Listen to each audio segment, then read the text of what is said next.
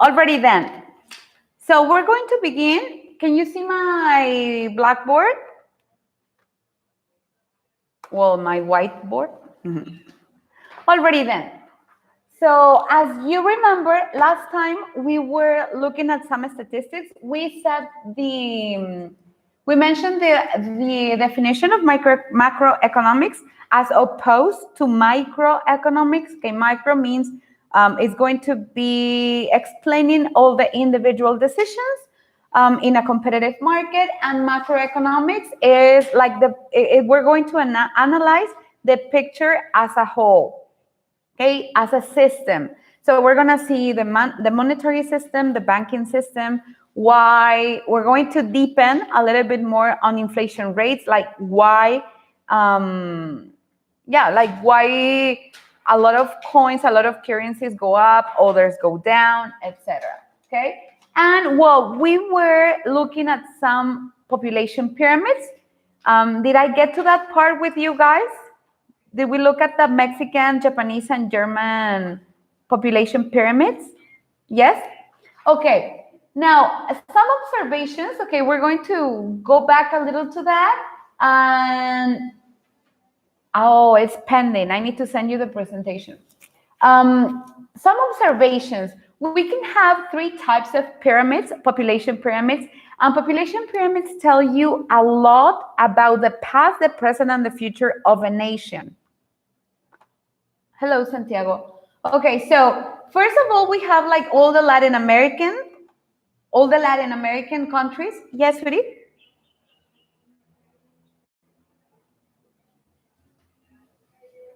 Hi. Okay, so we can have many sizes, many shapes of population pyramids. Obviously, even though they're scaled the same, you know that each country has a difference in population. I mean, that's obvious. It's not the same to have like an Indian population pyramid, although it may seem the same size and the same size of bars, because it's not drawn to scale, okay? And comparing it to a 25 million people country like Peru, for example, it's not the same to have like a billion people country and a 27 million country.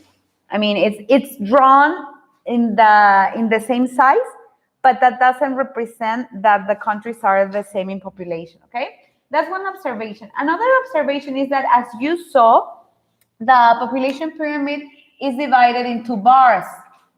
I mean, you can see the silhouette as a pyramid, as a trompo de carne al pastor, or as like a rectangle, a vertical rectangle. But in reality, what shapes or what makes the shape of a pyramid, this and that, are the bars.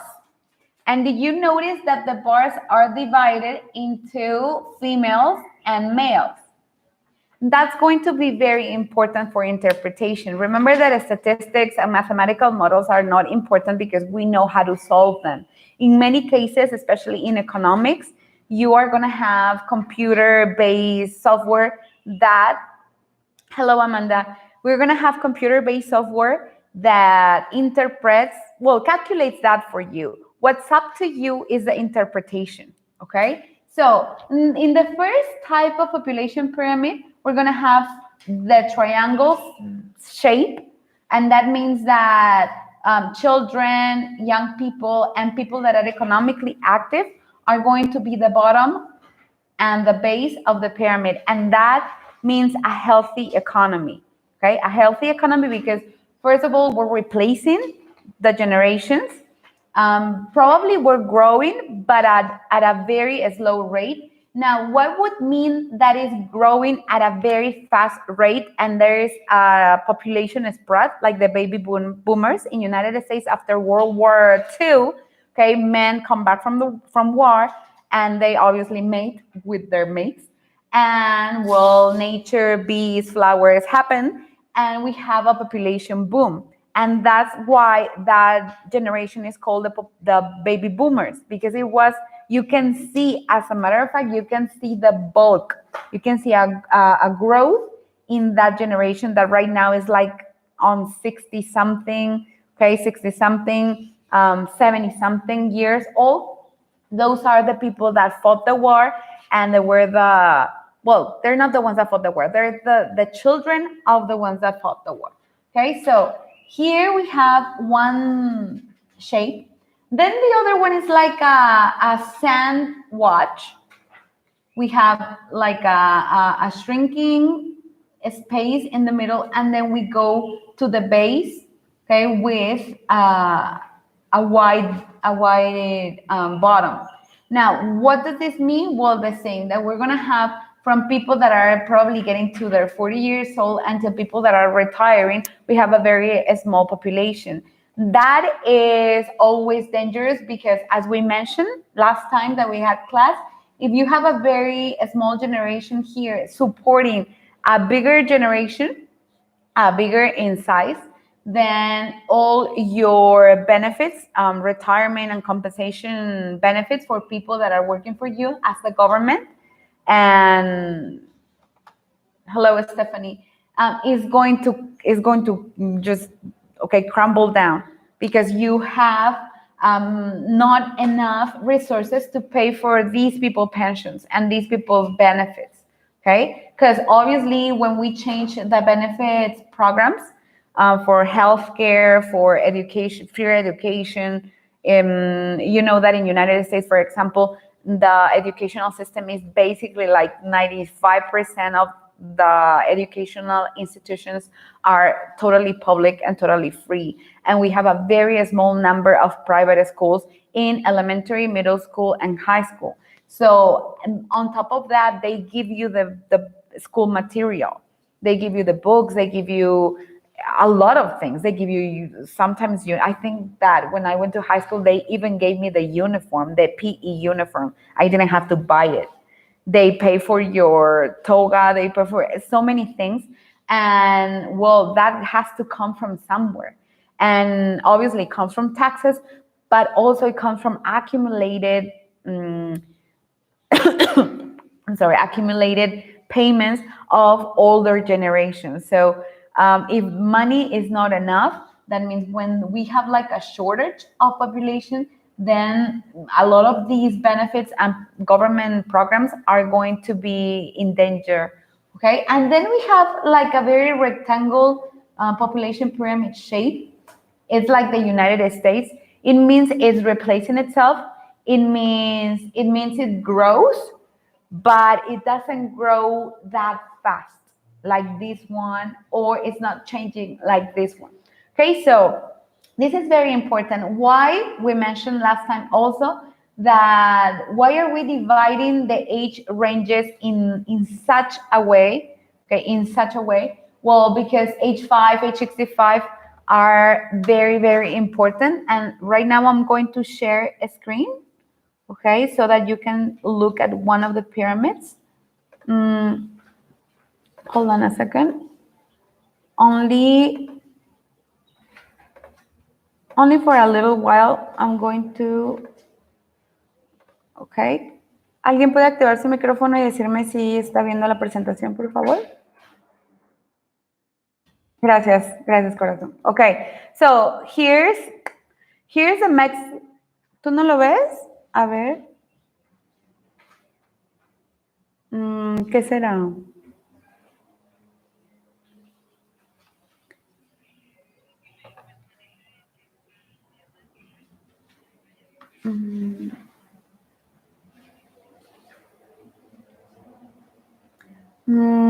A ver, vamos a esperar un poquito. Que a veces se tarda la señal. ¿Ya pudiste? Okay. Anyone else is having issues? No?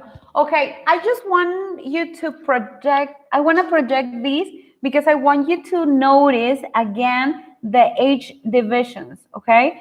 Why are we marking age 5 as a very important like turning point? Well, that's going to matter a lot for the educational system. The number of schools that we're going to need, the number of books that we're going to need, the number of educational programs we're going to need, depend on how many children are going into school. So to meet demand, because supposedly in most countries elementary education is compulsory, it's obligatory, it's a right. So that means that there should be in utopia and Zootopia, okay? In utopia, there should be enough seats in a public school in elementary levels for every single children that there is.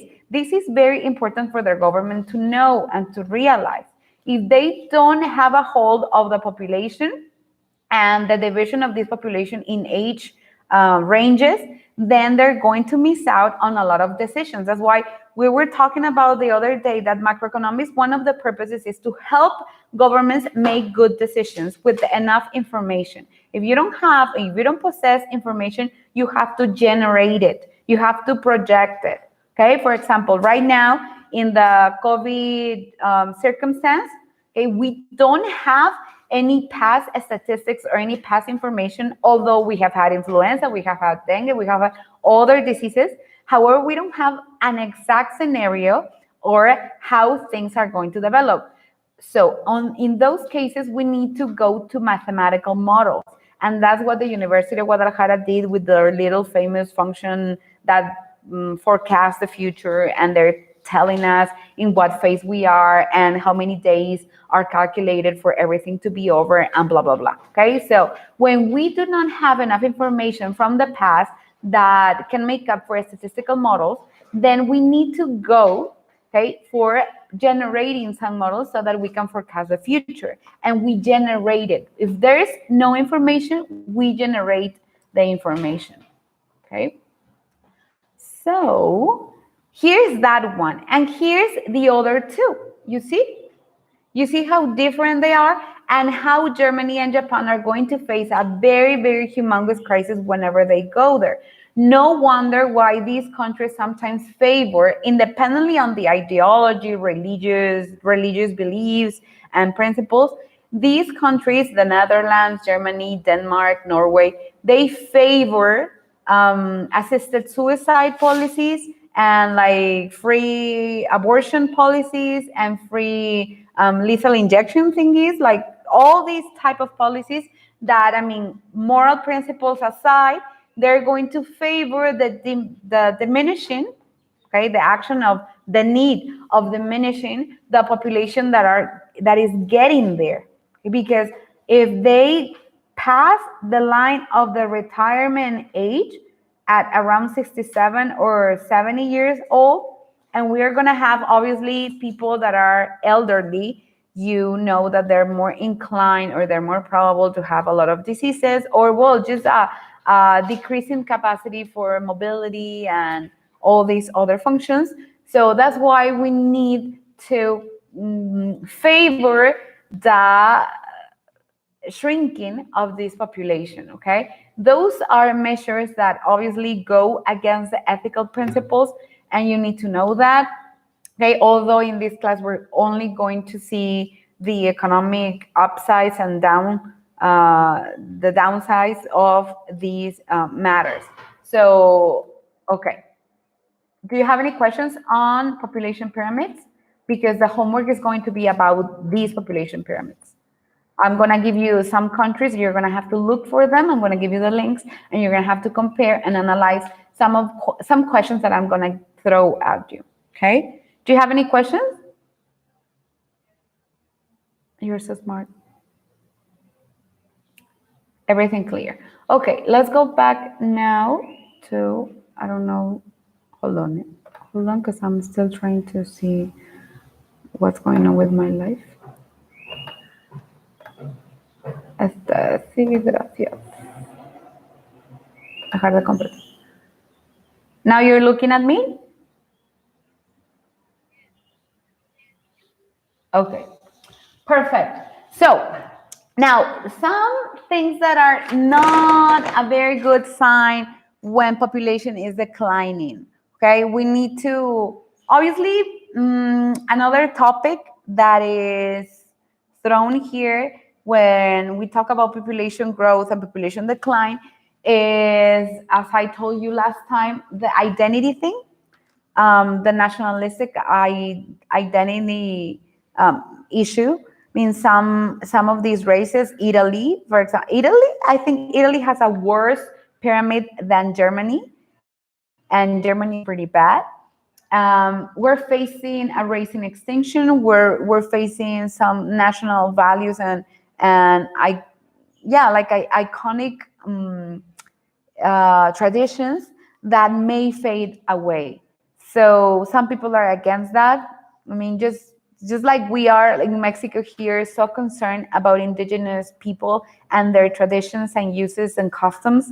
I mean, it seemed very positive to promote as the government many programs so that we can preserve some of these traditions, even though they may seem some primitive, but it's seen as a positive thing. So in the same way, in Europe, it is very threatening, the situation of a diminishing population, because they're getting their labor force from immigrants.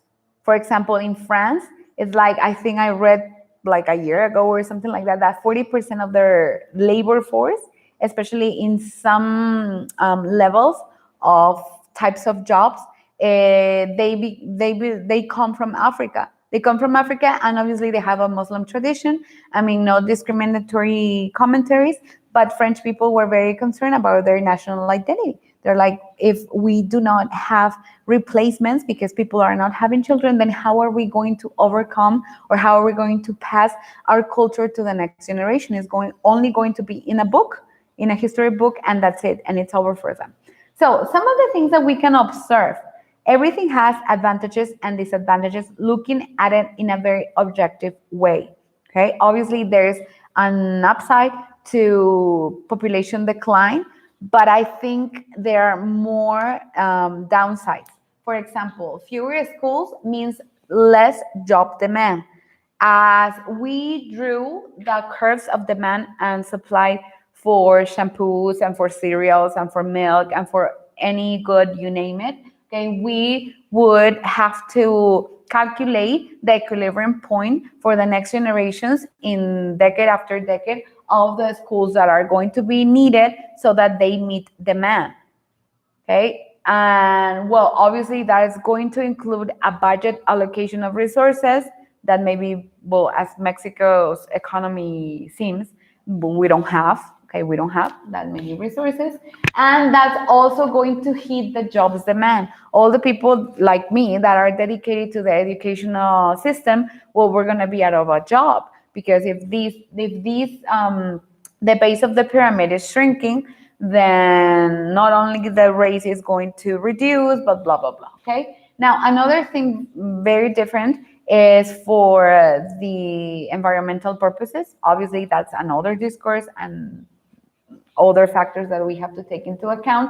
But economically, well, there would have to be some way to reduce the bad impact on the economy from a diminishing population. Another thing is that the prices would drop in houses. Okay, that's actually something positive.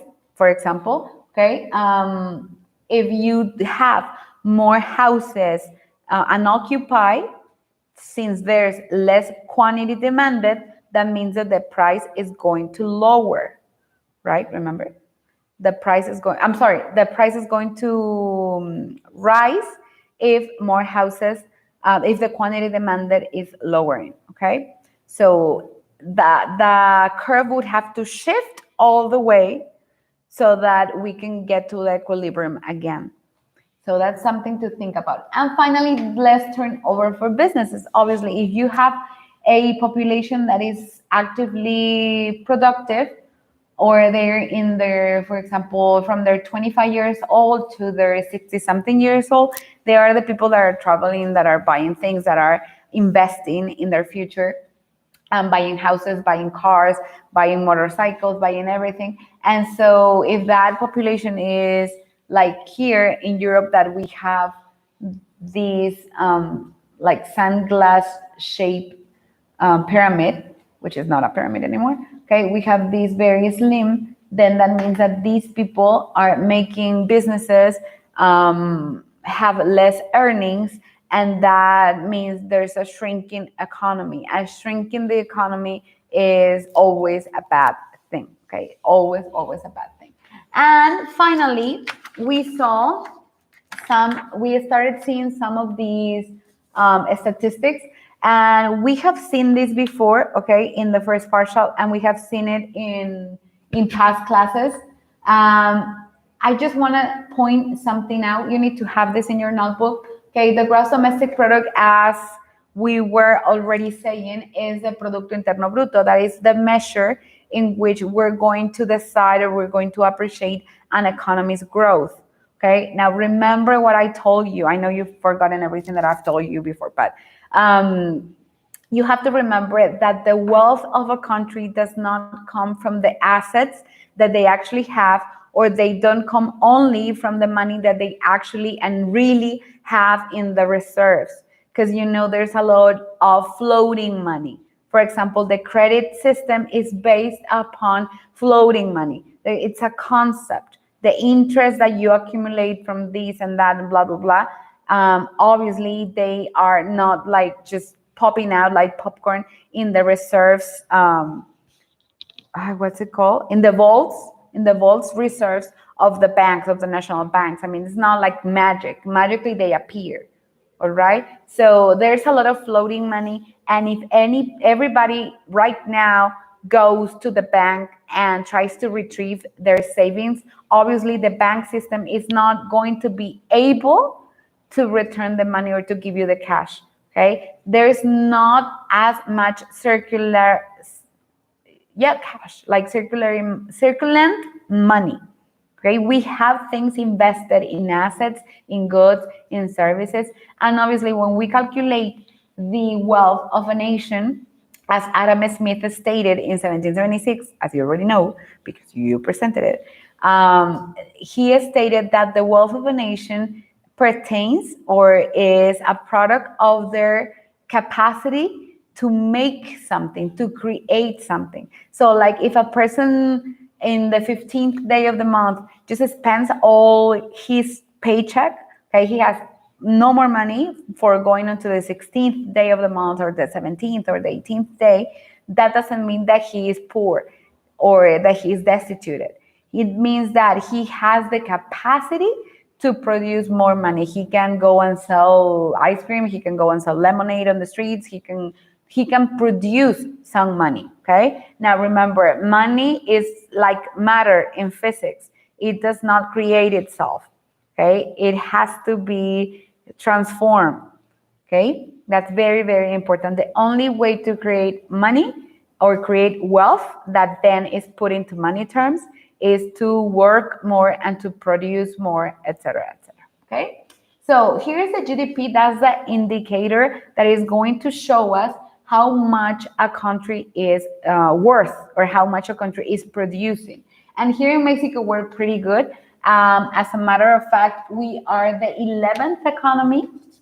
Now, I think we have risen, we have gone up a little because the statistics that I'm using are from 2017. The only number that was updated for 2020 is the population one. But the rest has not been calculated yet. Okay, so the GDP for Mexico is 2,463 trillion US dollars. Okay, that means if we're talking about in American Anglo-Saxon terms. So if a million has 6 zeros, a billion has 9 zeros because it's 1,000 million. A trillion would be 1,000 billion. So if it's 6 zeros for a million, 9 zeros for a billion, it would be 12 zeros for a trillion. That's a lot of zeros. Anyways, okay?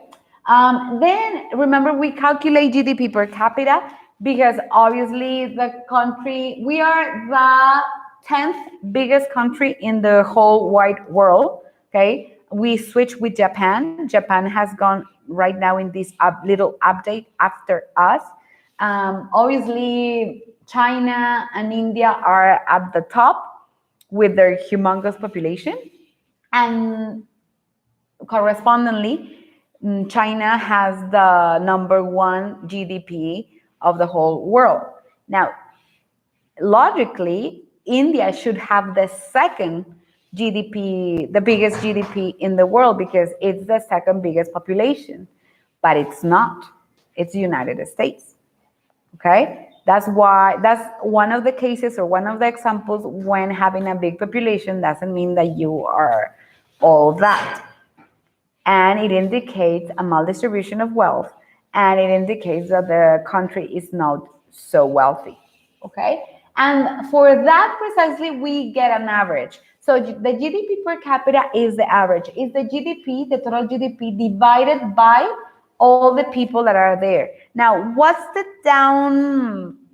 downside to calculating the GDP per capita? Well, not everybody is producing. This division, this average, is not fair, because a baby that is 4 months old, he is not producing anything. Or an elderly person of 75 years old, he's not producing much. He's probably still producing, especially if he's a businessman, or he's still working, but he's not producing much. So dividing things up equally doesn't give you an exact picture of how the country's economy is looking. However, it's a very good measure for indicating how well resources are distributed. Obviously, when we calculate the GDP per capita, we get a 19,900 US dollars. Now, I did the math here, and well, 19,900 US dollars. If we calculate it in the old exchange rate, we can get 417,900 Mexican pesos. Just pretending that the dollar is still going to be costing, after the quarantine is over, 21 pesos approximately. So if we divide that quantity by 12, we get 34,825 Mexican pesos. That's the income, the calculated average income based on the GDP of the whole country. Okay, and this is the monthly income. And then if we divide it by 2 to get the bi-weekly income, then we get 17,412.5. Now, this is totally unrealistic. This doesn't happen, okay? If you get Carlos Slim's paycheck, you would notice that this quantity is like a mocking statement for him. This is the least that he has in his pocket, probably. But if you throw this number at somebody that belongs to that 40% here below the poverty line, 46.2% of people are living below the poverty line, is fixed by the United Nations, then obviously these people are gonna say, we don't get 17,000 pesos cada quincena. That's total unrealistic, okay? That's not happening, ever. Never they have seen this type of money together, okay? They could sell their whole house and add up all the items that they sold, and they wouldn't get as near, not even near, to this total. Okay, so this is statistics, is one start to divide the population, to kind of like approach this economic situation of the country right now, here and now. Okay, but doesn't say anything. Okay, these calculations, these indexes have a barrier, they have a stop, they have a limit, they don't say anything. This is not real. It may be real for some part of the middle class of Mexico, but it's not real for everybody else. And as we can see, 46% of the Mexicans, they don't live like this. Not even close. Not even close. Okay? And then, well, we have one of the big problems. I think this called your attention last time that we saw these. One of the problems is that from the GDP, obviously, we have budget revenues, we allocate resources, into different accounts. This is for a school. This has to go for national defense. This has to go blah, blah, blah. This is one of the criticisms that they make the third world countries. Well, it's not, they're not called that anymore, but the very developed, the low developing countries, that's one of the demands that they make to the first world countries. Because, for instance, United States spends more than 40% of their GDP budget on national defense. So, like, if you sell one of those airplanes that go invisible and have like, and can be flown, you can fly it as a drone, like by remote control. Then you can probably feed, I don't know how many people. Okay, cities and cities and cities and towns and towns and towns. And probably, well, they have a lot of people that are living under the poverty line too, and they don't have it as a priority. They don't have a very good welfare system either. They have a welfare system, but it's not one of the best in the world.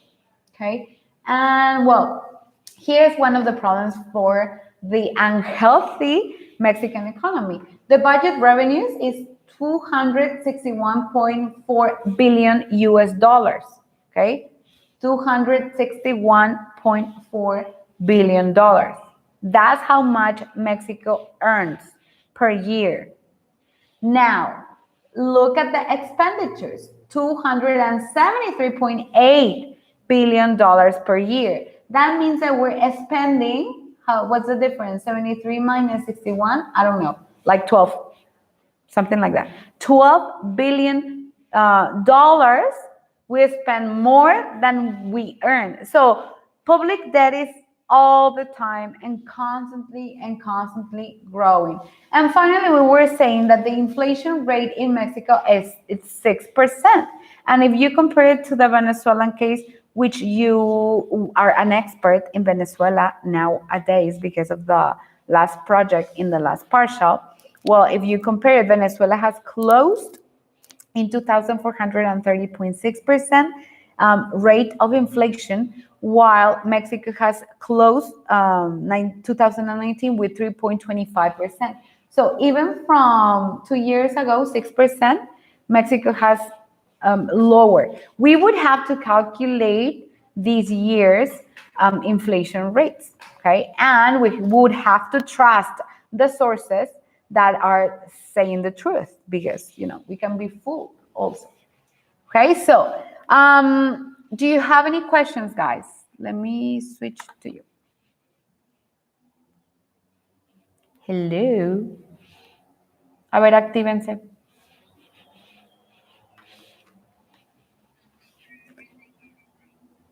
Ay, qué bonitos son. Okay, guys, so you're going to have a little homework that has to do with pyramids, okay, with the population pyramids. I'm going to assign by list number, I'm going to assign some countries, and you're going to have to go to the website that I really like.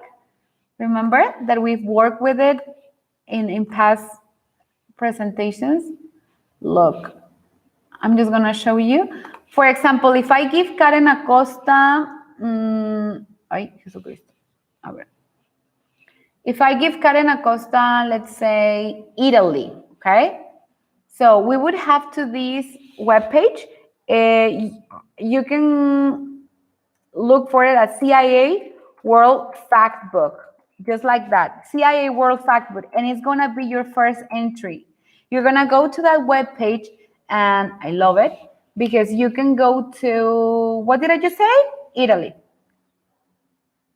It's by alphabet, so you can go to your India, Italy. Okay, let's go to Italy, and it's just by clicking in the country, it's gonna give you all the generalities, the general information, the geographic information, blah, blah, blah. You go for people, okay, it's going to be under the people tab, and you're gonna go to the pyramid. Here's the age structures, and that's that. That's the pyramid. Parece un trompo de carne al pastor, ¿sí o no? Está todo gordo en medio. Entonces, si la gente from 50 to 49, from 45 years old to 54, and we can say one more, 59 years old, these people are not retired yet. And remember that I told you last time, one of the measures, and I think is not very ethical, is that countries and governments and companies are pushing back the retirement age. I know that because my parents are categorized within this area. And when they started working, we moved to the United States. I remember that the retirement age was 62. Then as time kept on passing, the age for retirement was pushed back to 65. And now it's pushed back to 67. And if you do not retire at the exact same requisite age that they set for the system, for the whole system, then when they calculate your monthly payment, your pension, even though you have paid, even though it's been fair, even though you entered the labor market in another period of time under other laws, it doesn't matter. You're gonna still be calculated under the laws that are right now. So it's not retroactive. It's going to apply for you. And I think it's not fair. I mean, my parents, as an example, they are very fit and they are very healthy. But I know that other parents, other grandparents that are within those ages are not so well in what comes to their health. So here you can read this image description. They're gonna give you kind of like some things, and I'm gonna ask you some questions. Okay, let's go, for example, to a very, very humongous populated country. Let's go to India. Let's go to India. A B C H I. India. Okay, blah, blah, blah, quién sabe qué. And we go to People and Society tab, and we are gonna look for that. That's a pyramid. Okay, that's a pyramid. That means if it's shaped like that, it means that we're replacing blah, blah, blah. But you can look at it, and if we compare it to the Mexican pyramid, let me see. See, our pyramid is still healthier. Because when does a pyramid that actually looks like a pyramid stops being healthy? Here we're replacing Mexicans, we're growing at a slow rate, but here in India, they're growing at a very fast rate. And that obviously breaks the equilibrium of the whole system, the economic, education, national defense, health programs, etc. Because you have to, as a government, provide for all of these people if they get sick, if they get blah, blah, blah, etc., etc., etc. Okay? So those are some of the questions that I'm going to ask for your individual homeworks during this weekend. All right? The population pyramids tell us a lot about the past, the present, and the future of nations. And as we analyze some of these statistics, the most important thing is our capacity of interpretation, because numbers are only numbers and they're calculated by machines, and machines do not have brains. Humans have brains. So that's why we have to make an effort to analyze and interpret and recognize and identify the downsides and the flaws of some statistical models. Even though the numbers may show something, they may help us, but up to some limits. Okay, machines do not do everything, and numbers and economic models and mathematical models do not mean an absolute truth. Okay, we need to interpret them. Already? So, ¿cómo le digo que? Yeah. Are you looking at me? Okay, guys, that's everything for today. So wait for my homework. And if you don't have any further questions, that's it. Tip? Okay. I miss you too, guys. I miss you a lot. I hope we go back soon. Bueno, ¿tienen clase ahorita? ¿No? Hasta en un rato, hasta los de bilingüe, ¿verdad? Bueno, esta.